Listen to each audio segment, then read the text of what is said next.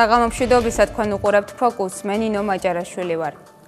პოლიციელ ბექა მარგიშვილის მკვლელობაში ბრალდებული პირი ჯერჯერობით არ დაუკავებიათ. დამნაშავის ძებნის ოპერაცია მესამე დღეა გრძელდება. შინაგან საქმეთა სამინისტრო ფოკუსთან საუბარში დამატებით დეტალებს არ ახმაურებს. ზოგადი კომენტარით შემოიფარგნენ დღეს შინაგან საქმეთა მინისტრი და მისი მოადგილეც. ვახტანგ გომელაურის თქმით უწყება ყველაფერს აკეთებს იმისთვის, რომ დამნაშავე უმოკლეს ვადებში დააკავონ.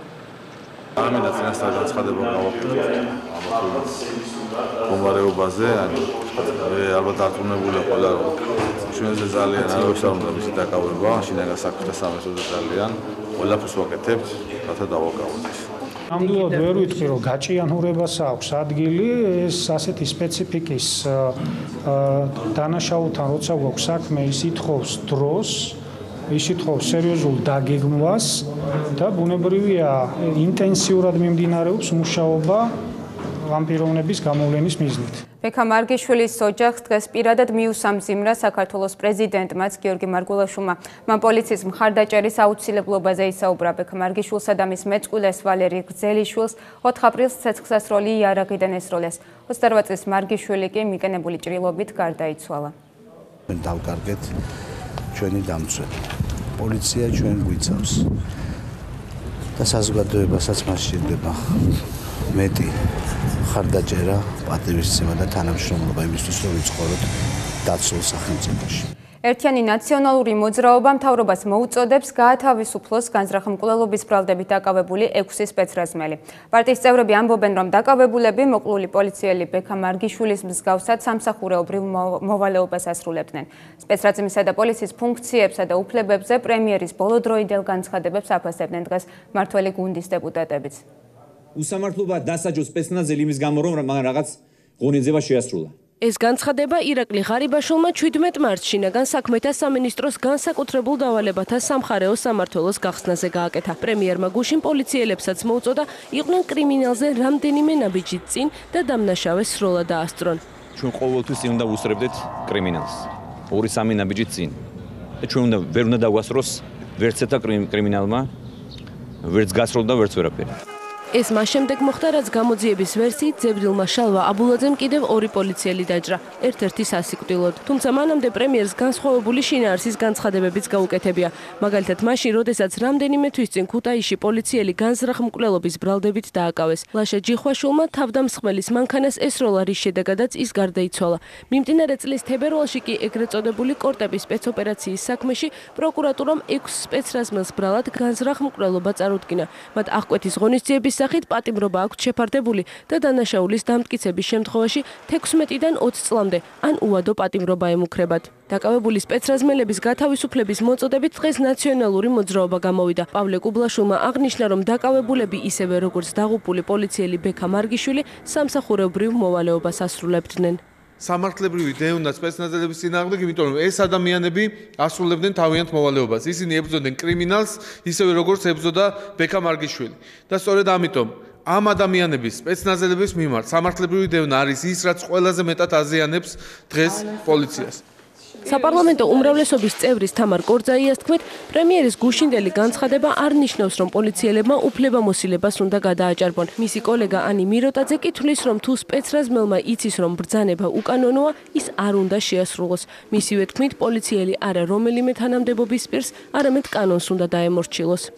არავითარ შემთხვევაში პრემიერ-მინისტრის ეს განცხადება არ გულისხმობს მწვანე შუქს იმისათვის, რომ ახლა პოლიციელებმა თვითნებობით და ესე იგი უფლებამოსილებას გადააჭარბონ. ეს გულისხმობს სწორედ იმას, რომ პოლიციელი ივარაუდება, რომ დამნაშავეზე უკეთესად მომზადებული უნდა იყოს ფიზიკურად და უნდა შეძლოს საკუთარი თავის და სხვა მოქალაქეების დაცვით. თუ სპეცრაზმელმა იცის, რომ ის ბრძანება, რომელსაც ის მიიღებს, მისი ხელმძღვანელობისგან და ზუსტად იცის, რომ ის კანონს ეწინააღმდეგება, ის არ უნდა იყოს შესრულებული, თუნდაც ის გაათავისუფლონ ამის გამო სამსახურიდან, იმიტომ რომ ბევრად უფრო დიდი და მძიმე დანაშაული შეიძლება ჩაიდინოს, რაც გვაქვს სახეზე. არც მე არ უნდა დამიჯეროს, არც ირაკლი ღარიბაშვილს, არც გიორგი მარგველაშვილს, არც არავის. იმიტომ რომ ყველაზე მაღალი ლეგიტიმაცია ამ ქვეყანაში აქვს კანონმდებლობას. სამართალდამცველთა ლიგის წევრი ზაზა ჭაია ყურადღებას შინაგან საქმეთა სამინისტროს ხელმძღვანელობის არაკომპეტენტურობაზე ამახვილებს. მისი თქმით, უწყება პოლიციელის კანონიერ უფლებებს არ იცავს. ისლაშე ჯიხვაშვილის შემთხვევასაც იხსენებს და ამბობს, რომ მისი დაკავება სხვა პოლიციელების მოტივაციაზე დამღუპველად მოქმედებს. Როდესაც პოლიტიკური მოტივაციიდან, ზუსტად პოლიტიკური მოტივაციიდან გამომდინარე პოლიციელს უყენებ განზრახულობას, როდესაც პირის განზრახულობა აზრადაც არ მოსვლია და ეს გარემოების გათვალისწინებითაც ხდება, ხო? ტყუის ტრაექტორით, დევნის გარემოებიდან გამომდინარე და ასე შემდეგ. ეს ბუნებრივია პოლიციელებზე არა მარტო დამღუპველად და დამთრგუნველად მოქმედებს. ნაციონალურმა მოძრაობამ გასულ თვეებში რამდენიმე ვიდეო მასალა გაავრცელა, რომელზეც პატრულის თანამშრომლების მოქალაქეების მიერ შეურაცხყოფაა ასახული. პარტიის ინფორმაციით ყველა შემთხვევაში მოქალაქეები შინაგან საქმეთა სამინისტროს მოქმედ მაღალჩინოსნებთან დაახლოებული პირები აღმოჩნდნენ. ამიტომ პოლიციელები უწყებიდან გაათავისუფლეს. შინაგან საქმეთა სამინისტროდან გაათავისუფლეს რუსლან ბაზიაშვილიც, რომელმაც გივი თარგამაძეს ეგრეთ წოდებული კანონიერი ქურდის მიერ საქართველოს საზღვრის კვეთის შესახებ ინფორმაცია მიაწოდა. რამას დევაძე, რომელიც გივი თარგამაძის თქმით, სარფში ნეიტრალურ ზონაში დააკავეს. 22 წლის პოლიციელის თარას მუკბანიანის მკვლელობაში არის ბრალდებული. ნაციონალური მოძრაობა ხვალ პარლამენტში საკანონმდებლო წინადადებას დაარეგისტრირებს. ოპოზიციური პარტია სამსახურეობრივი მოვალეობის შესრულების დროს პოლიციელის დაღუპვის შემთხვევაში მისი ოჯახისთვის 100,000 ლარის ოდენობის ანაზღაურებას ითხოვს. ნაციონალურ მოძრაობაში ფიქრობენ, რომ აუცილებელია პოლიციელის სოციალური გარანტია სამხედრო მოსამსახურისას გაუთანაბრდეს, რადგან ამ ეტაპზე ეს თანხა 15,000 ლარს შეადგენს. სამშვიდობო ოპერაციებში მონაწილეებისათვის, ასევე ტერიტორიული მთლიანობისათვის, თავისუფლებისა და დამოუკიდებლობისთვის სამხედრო მოსამსახურის დაღუპვის შემთხვევაში ერთჯერადი დახმარება არის 100,000 ლარი.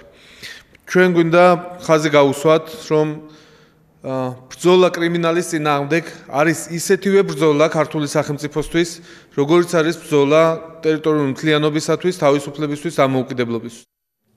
იუსტიციის მინისტრის მოთხოვნას იარაღის ტარებაზე რეგულაციების გამკაცრების შესახებ საპარლამენტო უმრავლესობის წევრები გამოეხმაურნენ. თეწულუკიანმა პარლამენტის წევრები მისი უწყების მიერ შემუშავებული კანონპროექტის განხილვის გაჭიანურებაში დაადანაშაულა და პოლიციელებზე მომხდარი თავდასხმა სწორედ ამ ფაქტს დაუკავშირა. ქართული ოცნების წევრების თქმით, მინისტრის ბრალდებები უსაფუძვლოა, იარაღის უკანონოდ ტარება ისედაც ისჯება, ხოლო კანონპროექტის განხილვა კომიტეტებში აქტიურად მიმდინარეობს. ჩვენმა კომიტეტმა განიხილა ეს კანონპროექტი, ჩვენ დაუჭირეთ მხარი ამ ინიციატივას. ეხლა როგორც ვიცი, იურიდიული კომიტეტი არის ამ საკითხზე წამყვანი და ველოდებით უკვე სესიაზე როდის იქნება გამოტანილი უკვე შემდგომი განხილვისთვის კანონპროექტი და ეს შემთხვევა პირდაპირ კავშირში არ არის, რა თქმა უნდა. უკანონო იარაღის ტარება ისჯება და მომავალშიც იქნება დაშადი. ეს კანონპროექტი ეხება სრულიად სხვა პროცედურებს. არც ერთი ნორმა იმ შემოთავაზებული კანონპროექტისა არანაირ შეხებაში არ არის იმ პირის მოქმედებასთან, ვინც ამ პოლიციელებზე თავდასხმა განახორციელა. იარაღის ტარების უფლება ამ პირს და მე ვფიქრობ, რომ არც შენახვის უფლება არც ჰქონდა და ვერ ექნებოდა მოქმედი კანონმდებლობის მიხედვით, არც დღეს არ აქვს და არც ხვალ არ ექნება. ერთიანი ნაციონალური მოძრაობის წევრი სერგო რატიანის ინფორმაციით RMG Gold-მა დღეს საყდრისის დაუზიანებელი ნაწილი ააფეთქა. რატიანის თქმით, მას საკუთარმა წყარომ შეატყობინა, რომ RMG Gold-ის სამუშაოებისთვის ემზადებოდა და ასაფეთქებლად ბურგით დაყენებული ჰქონდა. რატიანის თქმითვე ის დღეს საყდრისში იმყოფებოდა, თუმცა მას ბურგი უკვე მოხსნილი დახვდა, რაც ნიშნავდა, რომ აფეთქება მალე მოხდებოდა. ერთიანი ნაციონალური მოძრაობა საყდრისში განვითარებული მოვლენების შესასწავლად საგამოძიებო კომისიის შექმნის აუცილებლად საუბრობს. ეს არის სირცხვილი ქვეყნისათვის, შესაბამისად აუცილებელია, რომ შეიქმნას კომისია და გამოძიებული იყოს ყველაფერი. ამ წუთში ვფიქრობ აუცილებელი არის, რომ დაშვებული იქნას ადგილზე, დაშვებული იქნან მეცნიერები, არქეოლოგები, რომლებიც შეაფასებენ თუ ამ წუთისთვის რა აფეთქება მოხდა. და დღის სხვა მთავარი თემები შუღლის გაღვივების კრიმინალიზაცია ამ ფორმულირებით აღარ მოხდება. მას შემდეგ რაც ამ იდეას კრიტიკა მოჰყვა გამოხატვის თავისუფლებასთან წინააღმდეგობის გამო, ცვლილებების ინიციატორმა შინაგან საქმეთა სამინისტრომ ტერმინის შეცვალა და ამჯერად პარლამენტი ძალადობრივი ქმედებებისკენ მოწოდების კრიმინალიზაციის საკითხს განიხილავს. დღეს ამ თემაზე იურიდიულ კომიტეტზე იმსჩელეს. ძალადობრივი ქმედებებისკენ მოწოდების კრიმინალიზაციის საკითხი იურიდიული კომიტეტის ხდომაზე განიხილეს. დასჯადი ხდება მოწოდება თუ იგი ქმნის ძალადობრივი ქმედების განხორციელების აშკარა პირდაპირ და არსებით საფრთხეს. ცვლილებებით გათვალისწინებულია 2 წლამდე თავისუფლების აღკვეთა, თუმცა ქმედების განმეორების ან მოწოდების შედეგად ადამიანის ჯანმრთელობის მძიმე დაზიანების თუ სიცოცხლის მოსპობის შემთხვევაში სასჯელი 5 წლამდე იზრდება. კანონდარღვევის შემთხვევაში იურიდიული პირი ჯარიმით, ლიკვიდაციით ან საქმიანობის უბლების ჩამორთმევით დაისჯება. სისხლის სამართლის კოდექსში შესატანი ცვლილებების ავტორი შინაგან საქმეთა სამინისტროა. კანონპროექტის თავდაპირველ ვერსიაში შუღლის გაღვივების კრიმინალიზაცია ხდებოდა, თუმცა ცვლილებების შემდეგ ტერმინი ძალადობრივი ქმედებებისკენ მოწოდებით შეიცვალა. მოხდა გარკვეული ჩანაწერების დაზუსტება, მეტი სიცხადის და განსაზღვრულობის შეტანა. კერძოდ, მაგალითად, ის ჩანაწერი, სადაც იყო ერთგვარი კრიტიკა, რომ თითქოს და გამოხატვის თავისუფლება ზღუდავდა, ჩვენ გავაჩინეთ ახალი ჩანაწერი, კერძოდ ისეთი საჯარო მოწოდება დასჯადი, რომელიც რეალურ აშკარა საფრთხეს იწვევს და შესაბამისად მოწოდებულია ძალადობრივი ქმედების განხორციელებისკენ. სისხლის სამართლის კოდექსში შესატან ცვლილებებს დადებითად აფასებენ მმართველი გუნდის წევრები. თამარ კორძაიას თქმით, კანონი აღარ იძლევა ფართო ინტერპრეტაციის საშუალებას. კანონპროექტს მხარს უჭერენ თავისუფალი დემოკრატებიც. მუხლის ამოქმედება უკავშირდება ცალსახად აშკარა მყისიერ და რეალური საფრთხის დადგომის შესაძლებლობას, რაც წინად არ იყო და ამიტომ ფართო ინტერპრეტაციის შესაძლებლობას აძლევდა პროკურატურას და გამოძიებას.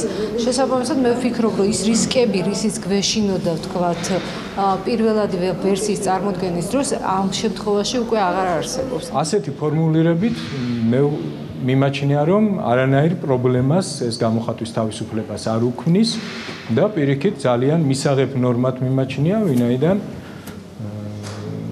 კონკრეტული ძალადობისკენ მოწოდების კრიმინალიზაცია ხდება და თან ძალადობა ძალიან ცუდი ნიშნით. შინაგან საქმეთა სამინისტროს ინიციატივას თავისუფლების შეზღუდვა დაფასებენ ერთიან ნაციონალურ მოძრაობაში და ცვლილებებისთვის მხარის დაჭერას არ აპირებენ. ჩვენ ამ ნაწილში ვერ დაუჭერთ მხარს ცვლილებებს, რომლის გამოყენებაც შეიძლება მიმართული იყოს თავისუფლებების შეზღუდვის მიმართულებით. პრინციპები, რომლებზეც დღეს იურიდიულ კომიტეტზე იმსჯელეს, საქართველოს კანონმდებლობაში უკვე არსებობს. კანონით სიტყვისა და გამოხატვის თავისუფლების შესახებ მოწოდება, რომელიც კანონსაწინააღმდეგო შედეგის დადგომის აშკარა პირდაპირ და არსებით საფრთხეს ქმნის, დაცული არ არის. თბილისის მერი დავით ნარმანია ხვალ დედაქალაქის საკრებულოში სიტყვით გამოვა. ნარმანია საკრებულოში მისვლას და ფრაქციების ხდომაზე დასწრებას ოპოზიცია ადრეც ითხოვდა, თუმცა უშედეგოდ ხვალ კი ოპოზიციონერი დეპუტატები კითხვებს მერის ხარჯებისა და მიღწეული შედეგების შესახებ დასვამენ. თბილისის საკრებულოში ფრაქცია ნაციონალურმა მოძრაობამ დავით ნარმანიას საკრებულოში მოსვლასთან დაკავშირებით ბრიფინგი გამართა. ირაკლი აბესაძემ თბილისის მერის საქმიანობაზე ისაუბრა. მისი თქმით, დავით ნარმანიას მიერ დახარჯული 190 მილიონი ლარი ერთნახევადჯერ მეტია ნაციონალური მოძრაობის მმართველობის დროს დახარჯულ თანხაზე, რაც არაფერს ეტყობა დედაქალაქში. მათ მიაჩნიათ, რომ ჩაიბარეს დანგრეული თბილისი და თბილისი დღეს გუგუნებს. მე მინდა კიდევ ერთხელ საზოგადოებას შევახსენოთ, რა კეთდებოდა თბილისში გასულ წლებში იმ მილიონებით, რაც თბილისის ბიუჯეტიდან იხარჯებოდა და ახლა თავად საზოგადოება დაფიქრდეს და ნარმანიამ უპასუხოს, რა გააკეთა იმ 190 მილიონი. მერის მიმართ კითხვები ექნებათ საკრებულოს ფრაქცია დემოკრატიული მოძრაობა ერთიანი საქართველოს წევრებს. როგორც შალვა უგბაიძე ამბობს, ისინი მოქალაქეების შეკითხვებს დასვამენ იმ დაპირებების შესახებ, რომლებიც არ შესრულდა. შეკითხვები აქვს ჩვენთან მოქალაქეებს, რომელთა შეკითხვებსაც ჩვენი ფრაქცია გაერთიანებული დემოკრატები გაახმოვანებს. ეს არის მეტაწვავე შეკითხვები, რომელიც შეეხება მაგალითად დაპირებას. საკრებულოში ხვალინდელ გამოსვლასთან დაკავშირებით კომენტარი თბილისის მერმა დავით ნარმანიამ გააკეთა. მისი თქმით, ოპონენტები თითიდან გამოწვეულ ინფორმაციებზე დაყრდნობით ლაპარაკობენ და მათ ნაციონალურ მოძრაობაზე უკეთეს შედეგებს მიაღწიეს.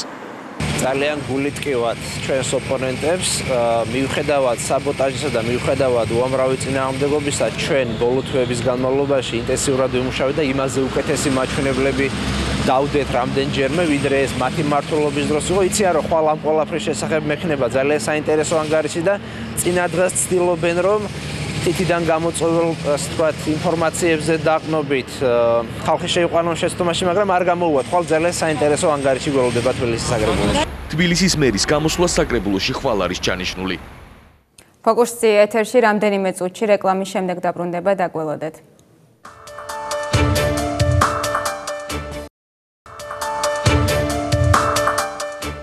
ფოკუსი პირდაპირ ეთერში ბრუნდება. გუშინ გვიან ღამით სოფელ მამკოდასთან ტაქსის მძღოლს ყელი გამოჭრეს. მიღებული ჭრილობების შედეგად მძღოლი ადგილზევე გარდაიცვალა. სამართალდამცველებმა 1990 წელს დაბადებული პირი მკვლელობის ბრალდებით სოფელ მამკოდაშივე დააკავეს. გარდაცვლილს უკვე ჩაუტარდა ექსპერტიზა, რის შედეგადაც გაირკვა, რომ მას ცივი იარაღით გულმკერდის არეში 7 ჭრილობა აქვს მიღებული. დაინახეს, რომ რავი ვიღაცა სამი ბიჭს მოუკლიაო ტაქსისტიო. მეზობელი ცხოვრობს მაღლა და ის ჩადიოდა დაბლა, ხო და იმას დაურეკია და რაღაცა ხმებიც ისმოდა. და რო ჩასულან დაუნახია თენს. კაცი ეგდო, ელშიც ქონია დანა. დღეს საქართველოს პრემიერი ირაკლი ღარიბაშვილი ჯანდაცვის საერთაშორისო საკონსულტაციო კომპანიის გლობალური ჯანდაცვის ალიანსის წარმომადგენლებს შეხვდა. შეხვედრაზე კომპანიასთან გაფორმებული ხელშეკრულების პირობები განიხილებოდა. კომპანია ქვეყნებს ჯანდაცვის სფეროს მოდერნიზებასა და მათი საერთაშორისო სტანდარტებთან დაახლოებაში დაეხმარება. გლობალური ჯანდაცვის ალიანსი სამინისტროს კონსულტაციებს ჯანდაცვის სფეროში დანახარჯების შემცირებისთვისაც გაუწევს. ამ დროისთვის ჯანდაცვის სამინისტრო საყოველთაო დაზღვევის ახალ მოდელზეც მუშაობს. სამინისტრო კერძო კლინიკებთან პარტნიორობის ახალ მოდელს შეიმუშავებს, თუმცა პროგრამის შესახებ დეტალები დღეისთვის უცნობია. რეგიონის ქვეყნებიდან კომპანია საქართველოსა და უკრაინის ჯანდაცვის სფეროში მუშაობს. ჩვენ უკვე გვაქვს მომზადებული კონკრეტული ხედვა, სამუშაო გეგმა, რომლის რეალიზაციასაც ვფიქრობ უახლოესი თვეების განმავლობაში შევძლებთ და დიდი იმედი მაქვს, რომ ეს განახლებული, ახლებური, აქამდე არ გამოყენებული ინოვაციური მოდელები საშუალებას მისცემს ქართულ ჯანდაცვის სისტემას, რომ მართლაც გახდეს მაღალი ხარისხის. ჩვენ სამინისტროს დავეხმარებით ერთი მხრივ მოსახლეობას მიაწოდონ ხარისხიანი სამედიცინო სერვისები, ხოლო მეორე მხრივ კი ვიმუშავებთ ჯანდაცვის ხარჯების შემცირებაზე, რათა სახელმწიფოს დანახარჯები შეუმცირდეს. ამასთან ერთად ხარჯების გამჭვირვალობის გაზრდისთვის ვიმუშავებთ.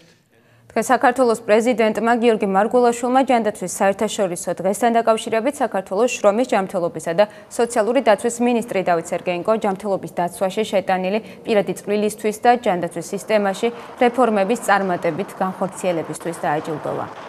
მინდა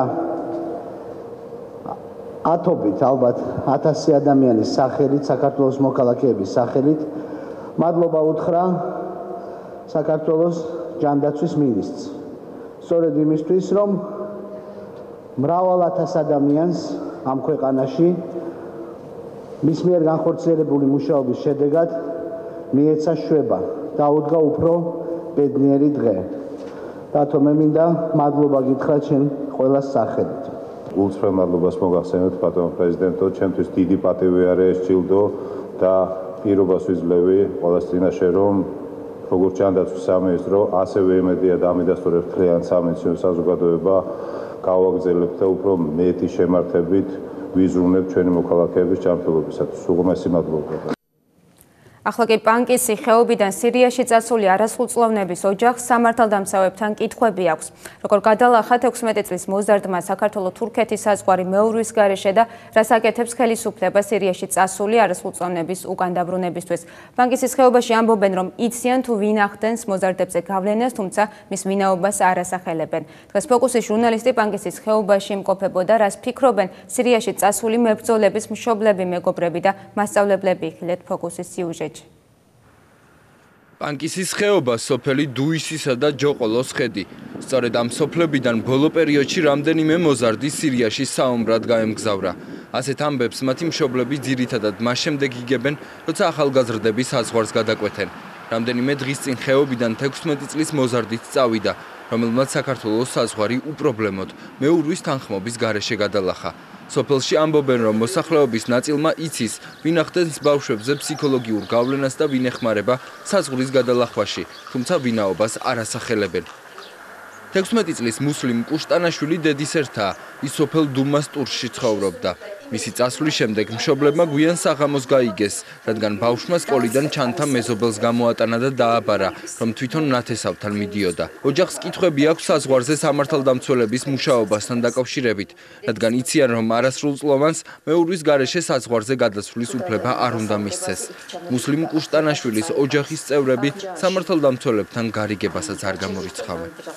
ვინც მან წავადა დაიღუპება ან რაღაცას სამოთხეში მოხდება, ამაგით უწამლავენ ბავშვებს ტვინს. ყველანი შეკრულები არიან, რო არ იცოდნენ და რო არ აეროპორტიდან როგორ გაატარებდნენ უწლოვან ბავშვს, როგორ გაატარებდნენ იმათთან შეკრულები თუ არ არიან. გამოდის ეგ მინისტრი და იძახეს ბავშვის ასაკი გამოიპარა თუ როგორ გამოიპარება, ერთგან კი არ არის ეს რეგისტრაცია. მამის თანხმობის გარეშე დედაც რო ყოფილიყო არ გაატანდნენ, მაგრამ ამათ გაატარეს. მუსლიმ კუშტანაშვილი სირიაში 18 წლის რამზან ბაღაკაშვილთან ერთად წავიდა. დედა თინა ალხანაშვილი ტაბულასთან ამბობს, რომ ბავშვს სწავლა აინტერესებდა და ეროვნული გამოცდების ჩაბარებასაც აპირებდა. ის ვარაუდობს, რომ მოზარდმა სირიაში წასვლის შესახებ გადაწყვეტილება 2 კვირის განმავლობაში მიიღო, თუმცა ვერ ხვდება, რამ გამოიწვია მუსლიმ კუშტანაშვილის ინტერესი. თინა ალხანაშვილი აცხადებს, რომ აქ ბავშვებს განათლება ნაკლებად აინტერესებთ და ხშირად ლოცვის გამო სკოლასაც ასწენენ. მეორე დღეს გავიგეთ, რომ უკვე იქ არიან ჩასულებიო ადგილზეო. ეგ საიდან გაიგეთ? აი ესეც აიქ ბიჭებს გამოუგზავნეს ის ზაპისებიო, რომ კარგად დავართ, კარგად ჩამოვედითო. ზიარა ვარ საიდან რა მოიფიქრა. რა მოიფიქრა, მოაფიქრებინის უბრალოდ. ერთი კვირა ორ კვირაში მოაგვარა ყველაფერი. პასპორტიც აუღეს და საზღვარიც გადალახეს.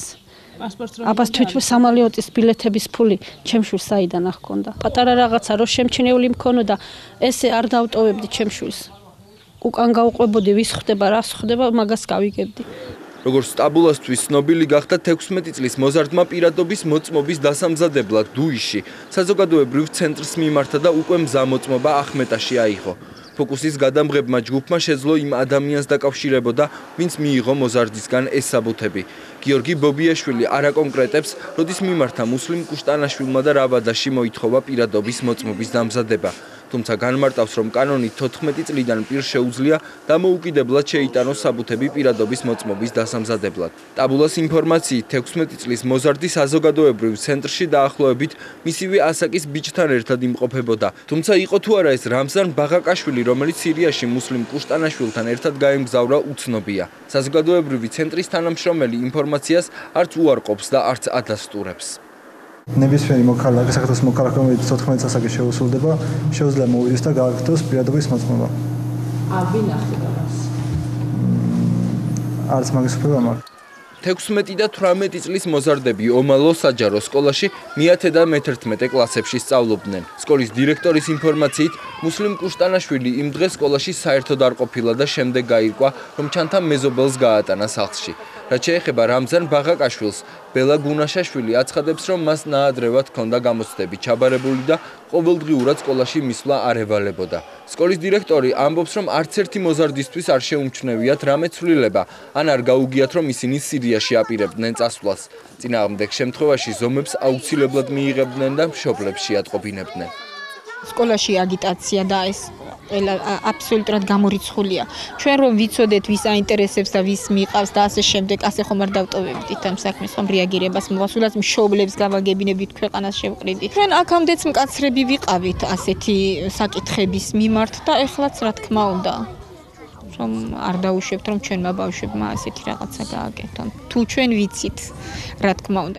სირიაში საომრად არასრულწლოვნის წასვლაზე იმსჯელეს გუშინ პანკისის ხეობაში გამართულ უხუცესთა საბჭოს სხდომაზე. უხუცესები სამართალდამცველებსა და მთავრობის წევრებს მოუწოდებენ არასრულწლოვნის საქართველოში დაბრუნება უზრუნველყონ და ხეობიდან სხვა ახალგაზრდების წასვლაც გააკონტროლონ. მიმართვას ხელს არ აწერენ ვაჰაბისტები, თუმცა სირიაში მებრძოლების წასვლას მხარს არ უჭერენ. გუშინვე არასრულწლოვნის მიერ საზღვრის გადაკვეთა მესაზღვრის შეცდომად შეაფასა შინაგან საქმეთა მინისტრმა. ვახტანგ გომელაურის თქმით, კუშტანაშვილის გადმოცემის მოთხოვნით თურქულ მხარეს უკვე მიმართეს. პანკისიდან სირიაში საომრად წასული პირების ზუსტი რაოდენობა უცნობია. ისინი ეგრეთ წოდებული ისლამური სახელმწიფოს მხარეს იბრძვიან. საბრძოლო მოქმედების დროს პანკისის ხეობიდან დაახლოებით 10 პანკისელი დაიღუპა. თბილისის საკრებულომ კი ცხოველების მოვლა პატრონობის წესი დაამტკიცა. ამერიდან ცხოველების მეპატრონეები ვალდებულნი იქნებიან შინაური ცხოველები დაარეგისტრირონ. ამ ახალი წესის მოწინააღმდეგეები ამბობენ, რომ მრავალი პუნქტი ბუნდოვანია, ეს ბუნდოვანება კი განსაკუთრებით ცხოველთა ევთანაზიის შესაძლებლობას ეხება. თბილისის საკრებულომ ხმათა უმრავლესობით შინაური ცხოველების მოვლა პატრონობისა და პოპულაციის მართვის წესი დაამტკიცა. მისი ამოქმედების შემდეგ სავალდებულო ხდება ძაღლების და კატების რეგისტრაცია. პატრონი ვალდებულია ცხოველის რეგისტრაციის მომენტისთვის ან რეგისტრაციის მომენტიდან ერთი თვის ვადაში უზრუნველყოს ცხოველის იდენტიფიკაციის შესაძლებლობა. ცხოველის პატრონი პასუხისმგებელია ცხოველის ჯანმრთელობაზე, მოვლა პატრონობასა და მის კეთილდღეობაზე, ასევე სხვა ადამიანებისა და ცხოველების მიმართ საკუთარი ცხოველისგან მომდინარე საფრთხეების თავიდან აცილებაზე.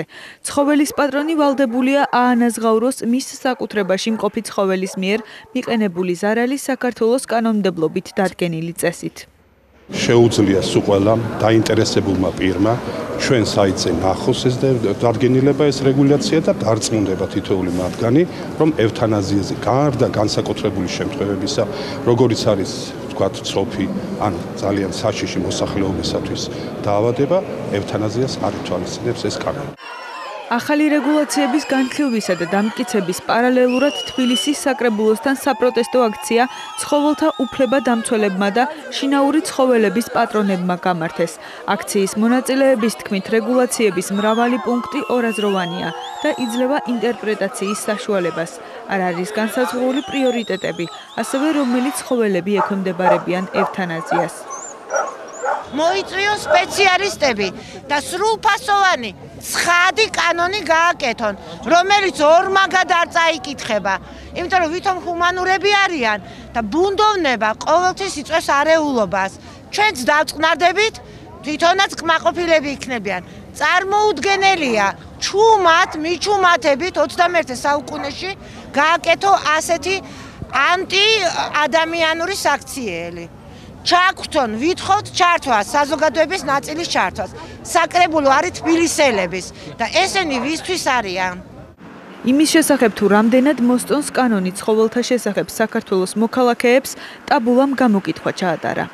ისაღებია, იმიტომ რომ ქუჩაში არ იდგნენ მაწანწალად ძაღლები და არ იქნება საფრთხე ასევე ბავშვების. ორგანიზაციები რომ შეიქმნა სპეციალურად რომ დაეხმარონ ეგეთ ცხოველებს და შეიფარონ და არა ესე მოკლან კარგი იქნება ძალიან. ეს საშინელებაა, ჩვენ მათ უნდა მოვუაროთ, ეს ქუჩის ძაღლია ყიფშიძის ქუჩიდან, მაგრამ ის ახლა ჩემია.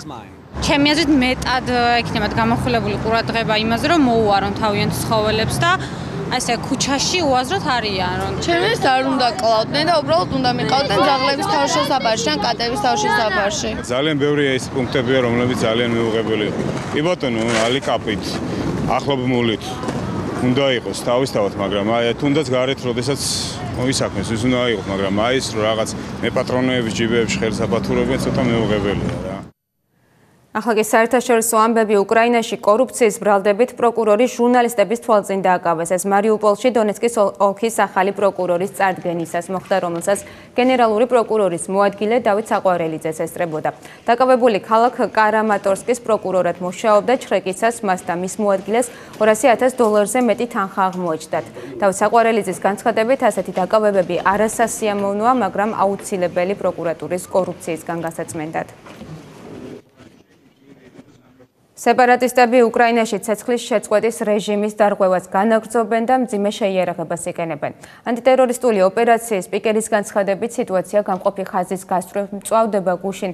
მისი თქმით, მინსკის შეთანხმების დარღვევების რამდენიმე შემთხვევა დაფიქსირდა, მათ შორის ნაღმტკორცნების, არტილერიისა და ტანკების გამოყენებით.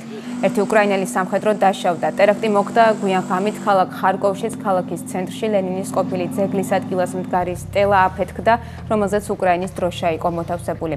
არავინ დაშავებულა, მიმდებარე სახლებში მინები ჩაიმსხვრა. გამოძიებას პოლიცია და უშიშროების სამსახური აწარმოებენ. ტერმა სტრატეგია შეცვალა, ადრე აგრესიულად გვიტევდნენ, ახლა დივერსიულ ჯგუფებს გზავნიან და ჩუმად მოქმედებენ. თუ ისინი შეტევაზე გადმოვლენ, მზად ვართ პასუხი გავცეთ, თუმცა იმედია, ცეცხლის შეწყვეტის რეჟიმი შენარჩუნდება.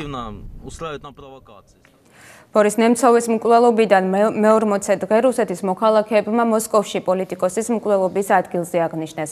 აქციას ოპოზიციის ლიდერებიც ესწრებოდნენ. გამნელი მანქანების სოლიდარობას ხმოვანი სიგნალებით გამოხატავდნენ. ოპოზიციისა და საზოგადოების ნაწილი ნემცოვის მკვლელობის ადგილზე აბრის დადგმასა და ხიდისთვის მისი სახელის დარქმევას მოითხოვს. ბორის ნემცოვი 28 თებერვალს მოკლეს ამ საქმეზე. 5 ადამიანია დაკავებული ერთ-ერთმა ბრალდებულმა, რომელმაც თავდაპირველად დანაშაული აღიარა, მოგვიანებით აღიარება უკან წაიღო და განაცხადა, რომ ჩვენება ზეწოლის შედეგად მისცა. მე ვარ წერილზე ერთ-ერთი ხელმომწერი, რომლითაც ვითხოვთ, რომ აქ სამახსოვრო აბრა უნდა დაიდგას. რა თქმა უნდა, ნემცოვი ისეთი მასშტაბის ადამიანია, რომ მისი პიროვნების როლის, მისი მკვლელობის და ამ მკვლელობის გამოძიებაზე უარის შეფასებას ჩვენ კიდევ დიდხანს ვერ შევძლებთ. მიმაჩნია, რომ მოსკოვში ნემცოვის ხსოვნა მასშტაბურად უნდა იყოს უკდავყოფილი. რუსეთის საგარეო უწყებამ აღშფოთება გამოთქვა ლატვიის საგარეო საქმეთა მინისტრის განცხადების გამო, რომელმაც რუსეთი გერმანულ რაიხს შეადარა. ოფიციალური მოსკოვის განცხადებით ედგარ რინკევიჩის სიტყვები მკრეხელურია და არსებით კომენტარს არ იმსახურებს. მიგვაჩნია, რომ მსგავსი განცხადებები დიაგნოზია აცხადებს რუსეთის საგარეო უწყება. რინკევიჩმა საკუთარ ტვიტერზე დაწერა, რომ რაც უფრო აკვირდება რუსეთს, მით უფრო მეტად ფიქრობს, რომ ეს ქვეყანა დაამთავრებს როგორც გერმანიის რაიხი პირველი და მეორე მსოფლიო ომის წინ. საგარეო უწყების ხელმძღვანელი სიტყვებს ლატვიის პრემიერ-მინისტრმა ლაიმონტა სტრაიუმმა მინისტრის პირადი აზრი უწოდა და აღნიშნა, რომ მისთვის ძნელია იმის თქმა, თუ რა გახდა ამ განცხადების მიზეზი. რუსეთი მზადაა საბერძნეთს კრედიტები ბერძნული აქტივების სანაცვლოდ გამოუყოს. ამის შესახებ გამოცემა კომერსანტისთვის მოსკოვში საბერძნეთის პრემიერის ალექსის ციპრასის ვიზიტის წინ გახდა ცნობილი. ვიზიტისას ციპრასი პრეზიდენტ პუტინს პრემიერ მედვედევსა და რუსეთის პატრიარქს შეხვდება.